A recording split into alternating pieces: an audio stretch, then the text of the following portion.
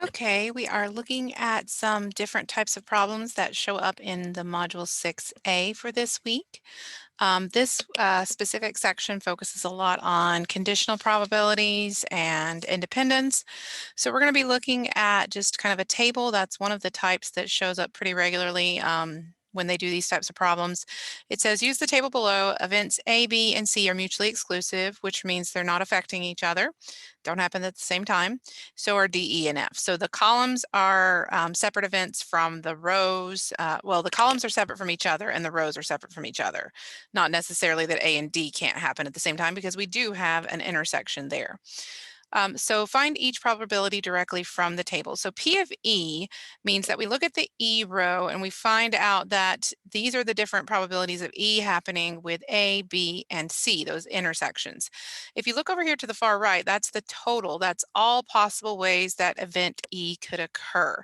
So if they've already done all of the work of totaling everything for you, then you don't have to do that piece. You just have to write down the answer here. So my probability of E is 0.4. So let me get my pen. We'll use blue. Or 0.40 if they want you to write it, say maybe to 2 decimal places. Now, intersections are a little different. Intersections are where two events happen at the same time. So C is a column and E is a row. The intersection of those two happens right here. This is C and E intersected together, those events happening at the same time. So when we write that, it's going to be 0.07. That's the probability of both happening at the same time. This symbol right here, remember, is the given that symbol. It's what signifies that we're doing a conditional probability. This says, what's the probability that event C will occur, given that we already know E has occurred already? So when you're doing these, there's a special formula that you follow. You put the intersection, in other words, C and E both happened, divided by the probability of the condition that already was met, which was E. So we already know both of these things. So the intersection was 0.07, and then the probability of E was 0.40. If we divide those, we're going to get 0.175.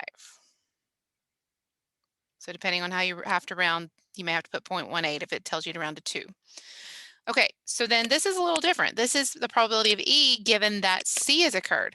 Now, the interesting thing is it's still the same two events happening, but we've changed the order of which one we know has already occurred. The same intersection goes on the top, though, because that is both events happening at the same time. But this time we know C already occurred. So we're going to be dividing by the probability that we already know that we're already limited our universe to event C only. That's one way of thinking of conditional probability, is limiting to a specific subset. So this would be probability of the intersection still 0.07, but we need to look up at our chart to find probability of C. C is a column, so it would be the total down here, which is 0.20. I notice that changing the order of the conditional probability does change the outcome, because you're telling us to subset or to shrink our universe to one specific subset, and we're shrinking to different ones depending on what thing is already given that. Okay. Then testing a pair of events for independence, we're going to look at A and E. If two events are independent of each other, that means that the probability of the intersection will equal the probability of the two events multiplied together. Okay, without any conditions here. So the two events just multiplied together. Those two probabilities of those totals, multiply them together. If it equals the intersection, it passes the test for independence. So the intersection of A and E is 0.28. So the question becomes, because we don't technically know this is equal yet, is the probability of A, which is a total of 0.70, times the probability of E, which is 0.40, the same as that intersection. And in this case, it actually ends up being the same. So we know that those are independent events. So we can say yes,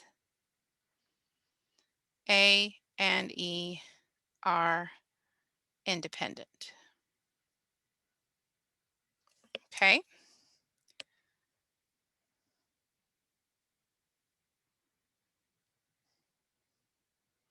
All right, moving on to number 2. Says that 2 cards are drawn in succession from a standard 52 card deck. What is the probability that the first card is red and the second card is also red? So that's an intersection. First of all, if the cards are drawn without replacement, and if the cards are drawn with replacement. So without replacement means you draw a card, you keep it in your hand, and you draw another card. That reduces the number of choices for the second draw. So this is, if you want to think of this, we can write it as a formula. The probability of, and we're going to call it red 1 intersect with red 2. When you're doing this as a replacement, without replacement, that means you're not putting the card back. You have to think of this as the probability of the first draw, which is a red 1, times the probability of getting red 2, given that we already got red 1. It's conditional because you still have that red 1 in your hand, the first red card. Okay. Now, when we say 1 and 2, we don't necessarily mean the card number is 1 and 2. We're just saying getting a red card and then getting a second red card. So first red card, second red card. So when we calculate this, we're noticing that the probability of just getting that first red card times the probability of conditionally getting a red card again, given that we already got the first red card. So there are 26 red cards in a deck. So 26 out of 52 total cards.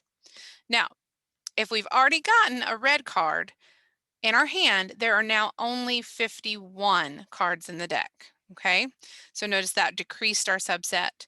Now, getting a second red card, you have to remember you already have a red card in your hand. So you also don't have 26 of them, you only have 25 left.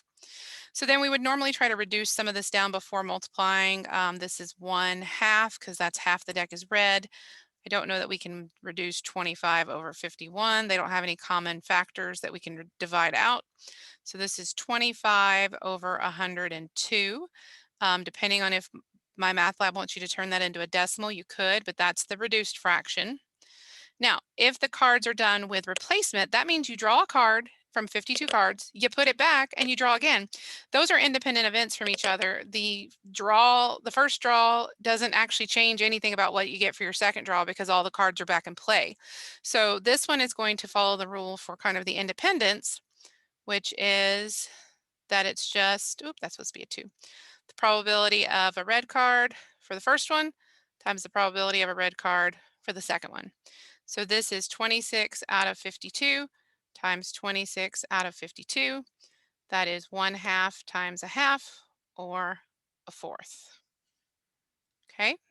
Now, if you were curious, kind of which one's more likely, you could divide 25 by 102 and see that that's about 24.5% chance, whereas we know that 1/4 is 25% chance. So you're actually more likely to get 2 red cards in a row with that replacement policy. Not much more, but a little bit more likely. Okay, so let's look at number 3 that I picked out. This is 2 balls are drawn in succession out of a box containing 2 red and 5 white balls. Let R sub I be the event that the ith ball is red and W sub I be the event that the ith ball is white. They're just kind of telling you that we're using that as our naming mechanism again. So R1 means your first draw was a red ball. W1 would be the first ball is a white draw, or white 1, the first white draw. So what we want to do is find the probability that at least one ball out of the 2 draws, because remember we're drawing 2, is red, given that the first ball was replaced before the second draw or not replaced. So sometimes these can get confusing when you're trying to think through it like I did on the last one, just kind of fraction by fraction. So a good way to visualize on these is to draw kind of a chart, a tree diagram, and let us note what happens for draw 1. In draw 1, we'll either get a red ball or a white ball. And notice the 1 means it was on the first draw.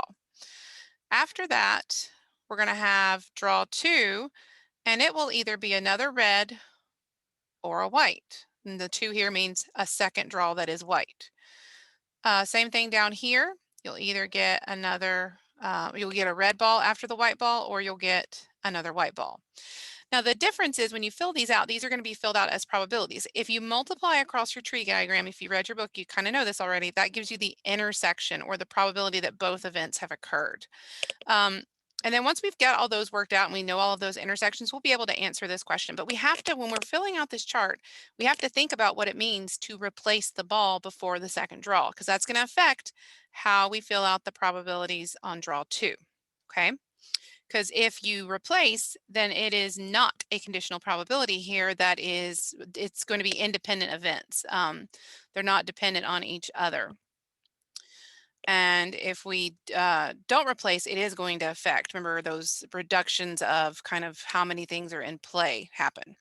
So the first thing is, if I reach into the box, I know I have a 2 out of 7 chance of getting red, and I have a 5 out of 7 chance of getting white. Now, if I put back that red ball or that white ball, no matter which one I get, I will always have 2 out of 7 and 5 out of 7.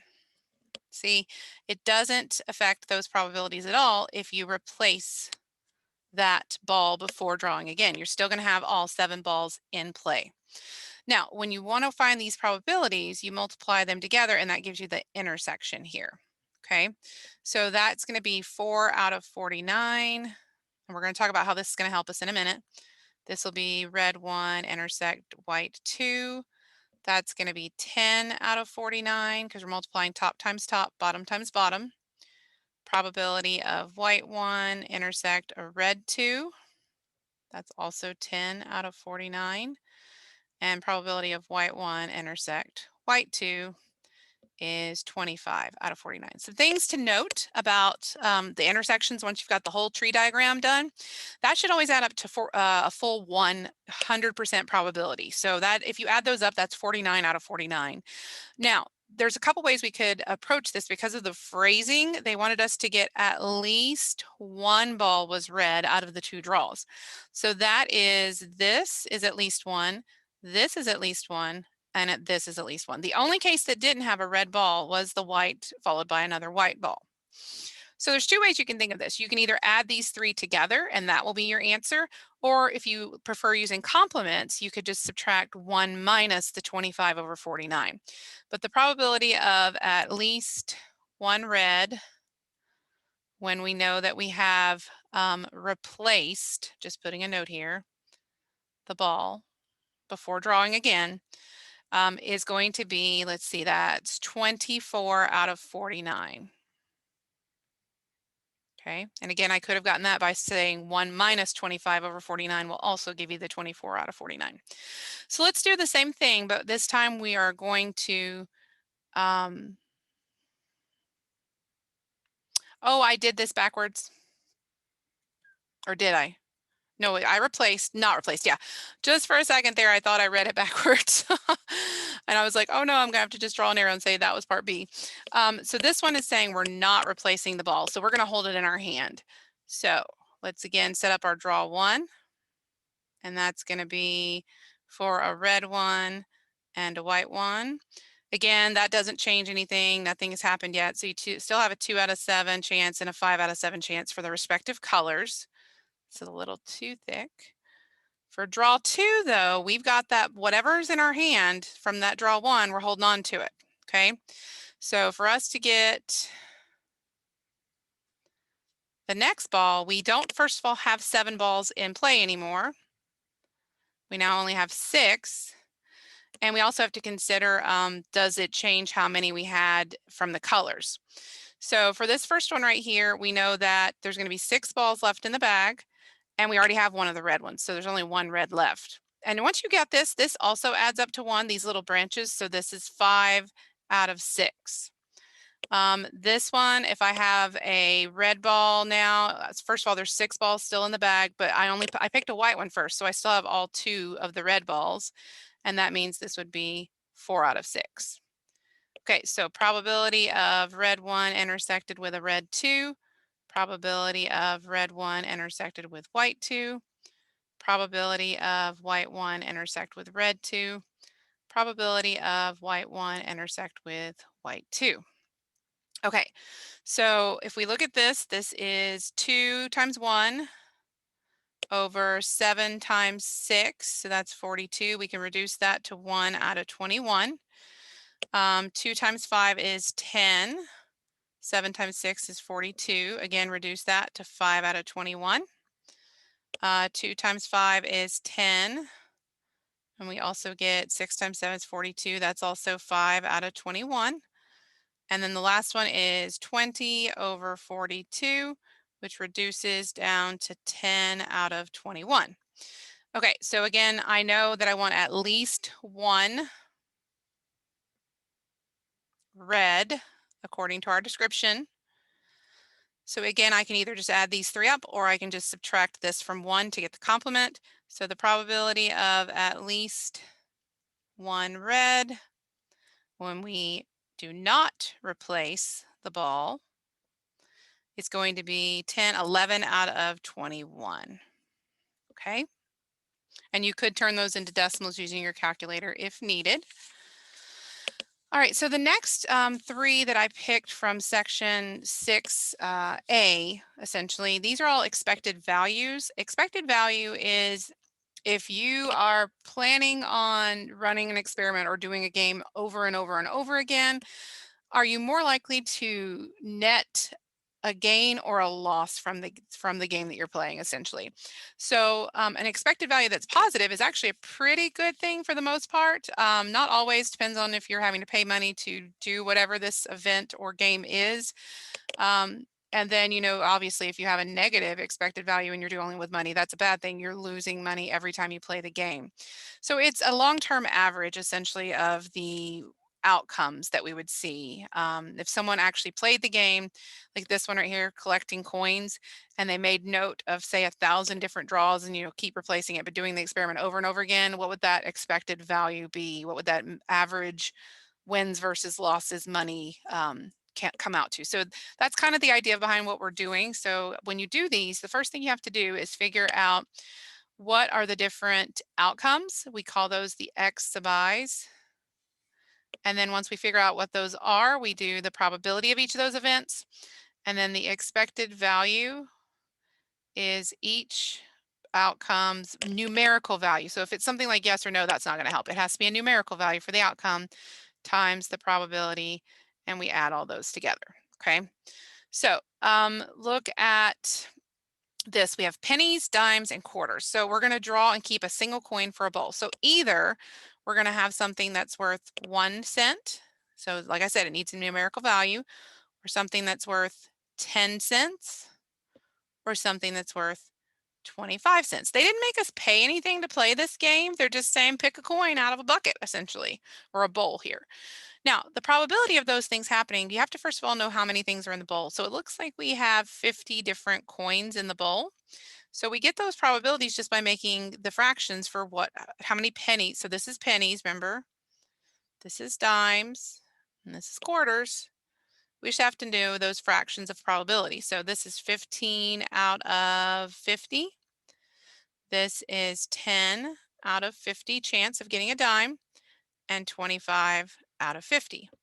So my expected value for this is 0.01, and I could reduce these fractions. Sometimes I don't though, because it makes the expected value part easier to do on if I don't have my calculator, or if I don't have a fancy calculator sometimes.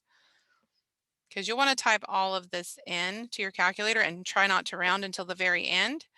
But I don't have a graphing or a scientific calculator with me today, so I'm just going to be multiplying the number out front times the numerator and writing that over 50. So this first one is 0.15 over 50. And then that would just be 1 over 50. And then 0.25 times 25 is 0.25 out of 50. Now that they all still have the same denominator, I can add that up. That is, I'm getting 7.4. Oh, wrong place, sorry. Out of 50. And if we divide that, that's about 0.148. Now, what does that mean in terms of what we just did? Well, that means in the long run,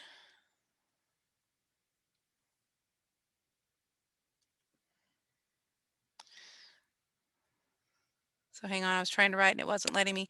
In the long run, expect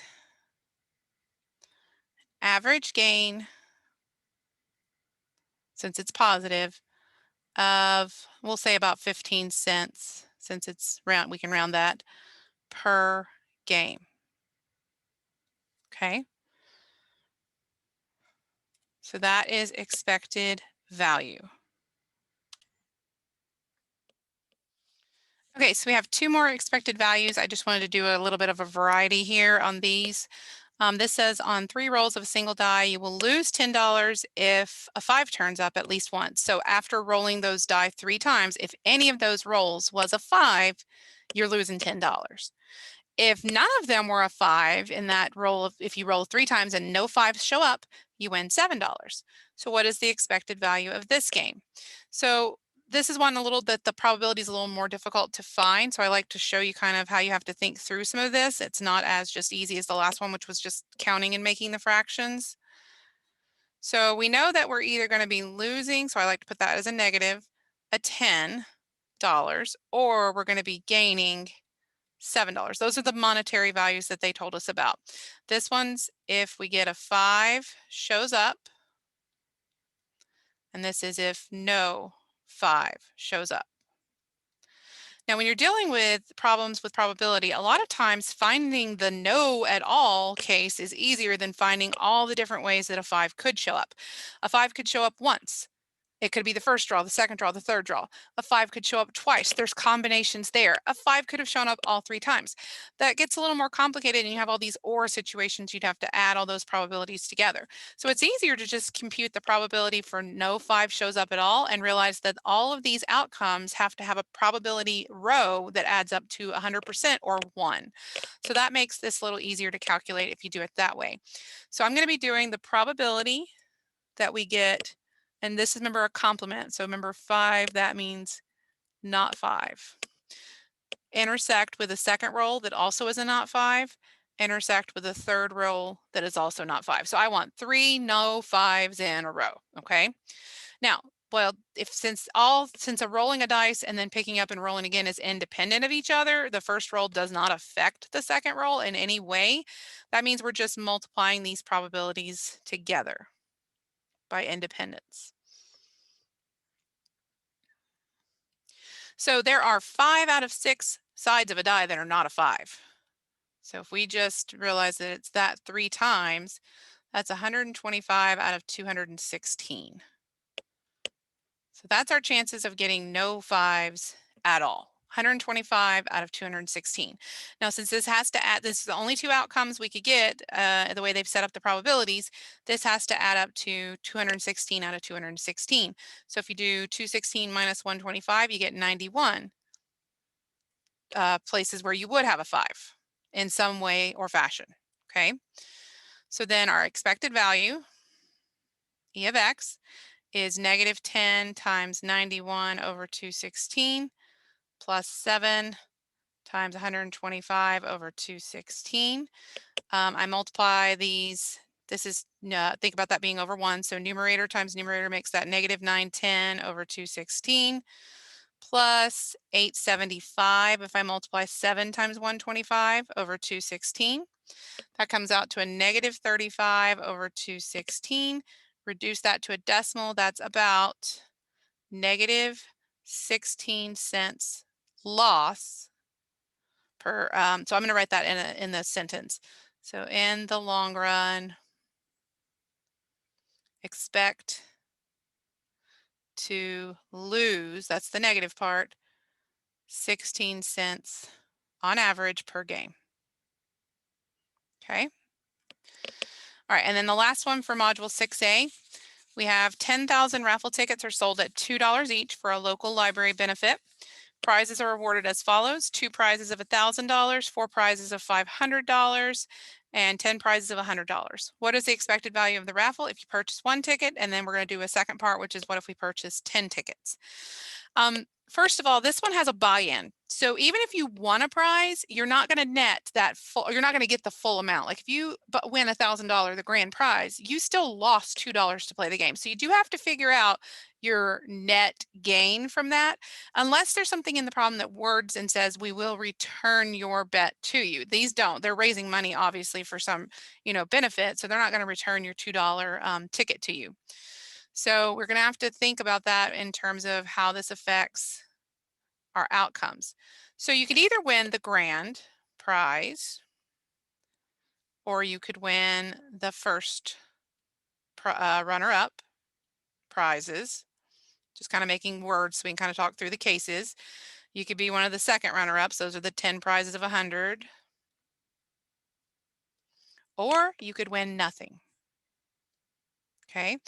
Now let's get monetary values for each of those. If I win the $1,000 prize, I still paid $2 in. So I'm actually only netting $998. If I win a $500 prize, I paid $2 to get in. I'm really netting $498. If I win $100, I'm only netting $98. And if I win nothing, I am actually walking away in the negative.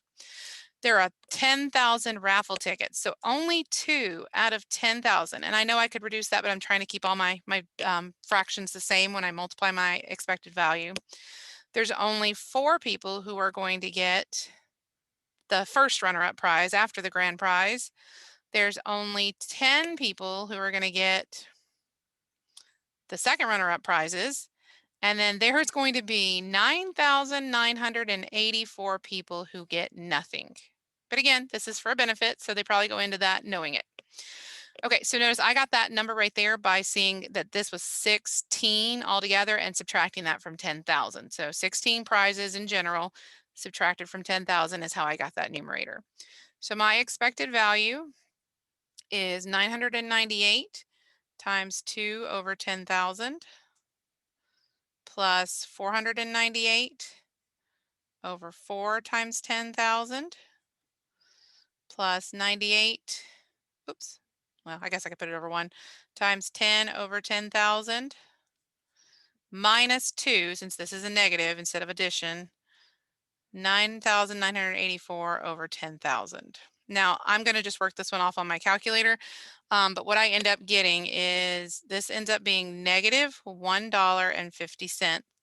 Okay, so what that means is you would expect in the long run,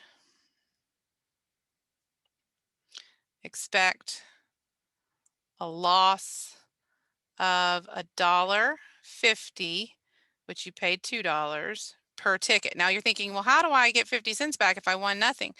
Remember, this is not saying that you're going to actually net this amount of money. This is an average of, if we looked at all 10,000 people in the room and said, well, let's take all the winners' money and average it out to everybody, you're still going to be like walking away with negative $1.50 because there's not very many people winning. So if you played this game multiple times, you're definitely going to be in the negative still.